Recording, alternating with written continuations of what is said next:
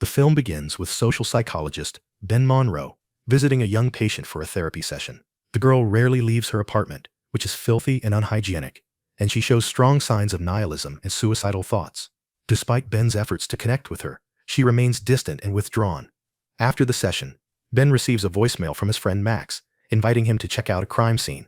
At the scene, they discover an entire family dead, their heads covered with bags.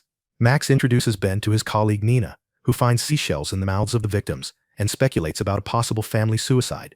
Ben, however, suspects it might be linked to a cult. Outside, Ben and Nina discuss the case further. She disagrees with his theory and mentions she's read his latest book.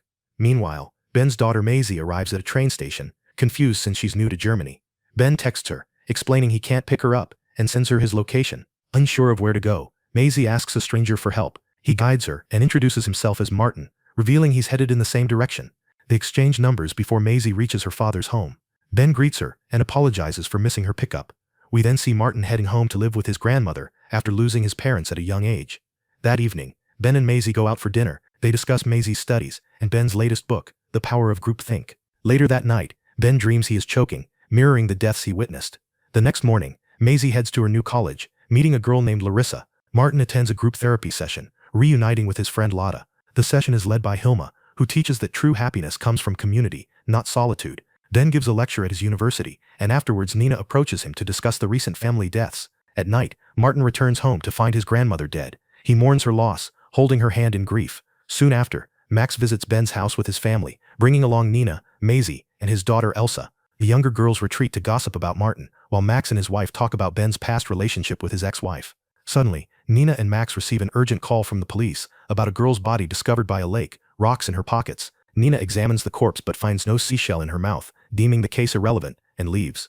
The next day, Martin returns to group therapy, mourning his grandmother. Hilma comforts him, urging him to embrace the group as his new family. Meanwhile, Nina sits in her office, making a call to recruit Ben for her organization, then begins meditating. Martin goes on a date with Maisie, sharing their backgrounds and inviting her to join his environmental NGO. Later, Nina meets with Ben to discuss her cases, delving into topics like politics and religion. Maisie notices news about the girl found at Lake Leibniz and watches a video of Hilma urging viewers to make sacrifices for the greater good. Martin takes Maisie to a protest, introducing her to Hilma, who gifts Maisie a necklace identical to the shell Nina found. Hilma delivers a speech criticizing humanity's destructive tendencies, while everyone lies on the ground in attention. Later, Maisie asks Ben if she can hang out with Larissa. He agrees, unaware that Maisie is actually meeting Martin in the forest. There, Martin drugs her and kisses her. While lying on the grass, Maisie experiences a vision of herself drowning. That night, she is unconscious in her bed. Ben enters, leaves a note, and leaves for a date with Nina. At a bar, Ben and Nina discuss personal matters, including an incident where Maisie nearly drowned, which he believes caused her trauma, and ultimately his divorce.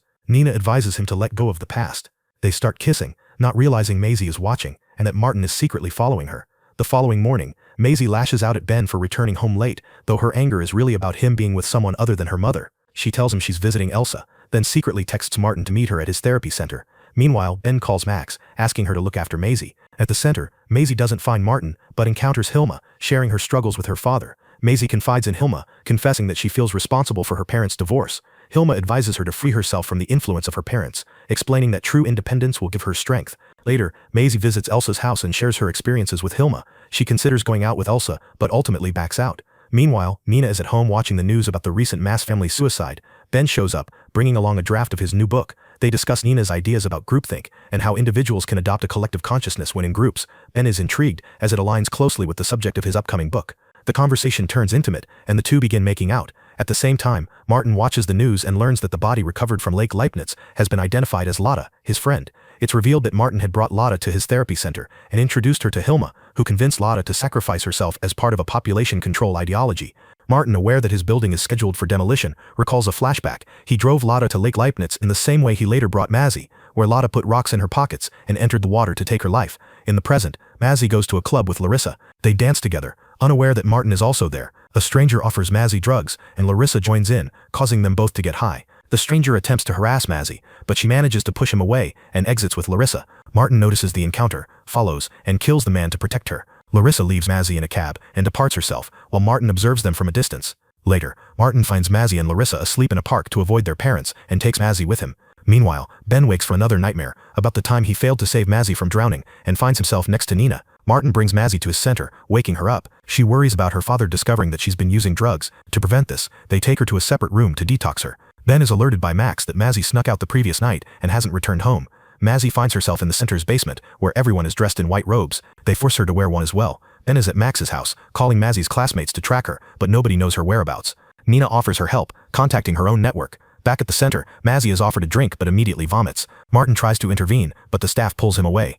Ben notices Martin's photo on Mazzy's tablet and asks around if anyone recognizes him. Nina mentions a lead. An unconscious girl was seen being carried into a community center. Ben and Nina head to the center. Hilma confronts Mazzy, asking if she's ready to join them. Mazzy refuses and tries to flee, but a guard stops her and uses chloroform to subdue her. Hilma reprimands Martin for failing to convince Mazzy and orders him to take her to Lake Leibniz and await further instructions. Mazzy is placed in a car, and Martin drives her to the lake. Meanwhile, it's revealed that Nina was recruited by Hilma. When she suggested bringing Ben into the organization, Nina assigned Martin to approach Mazzy and establish a connection with her, setting the stage for the next part of the plan. While forming a connection with Ben through his expertise on groupthink, it's revealed that Martin was the one who contacted Nina.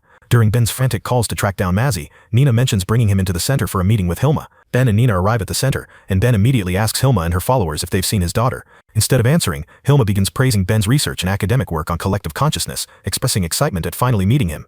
Confused, Ben listens as Nina explains that Mazzy is safe and begins persuading him to join the group, claiming it's like a family, and promising it can heal his broken marriage and the trauma from Mazzy's near drowning. As Ben searches for Mazzy, Hilma utters a line that Ben recognizes from one of his patients earlier in the story. Loda. Realizing the group sacrifices their victims at Lake Leibniz, Ben immediately calls Max to warn her. Meanwhile, Martin arrives at the lake with Mazzy. He restrains her and leaves her near the water before driving away. Back at the center, Hilma expresses disappointment in Nina. It's revealed that Nina's parents once led the group and appointed Hilma as the new leader when Nina was young. Martin returns home, sitting beside his deceased grandmother, as his building is slated for demolition. At the center, Nina and the disciples complete their assigned tasks, only for Hilma's followers to turn on them. Petrol is poured over them, and they set themselves ablaze. Simultaneously, Martin's building explodes, while Hilma escapes the scene. At the lake, Maisie regains consciousness and sees Loda calling to her from the water. She enters the lake to reach her friend, but in reality, she is alone and begins to sink. Ben arrives at the lake and this time jumps in to save her, rescuing Maisie from drowning and holding her tightly in his arms. The story ends with Elsa watching a video of Hilma, clearly tempted by the group's ideology, leaving the audience with an unsettling sense of what's to come.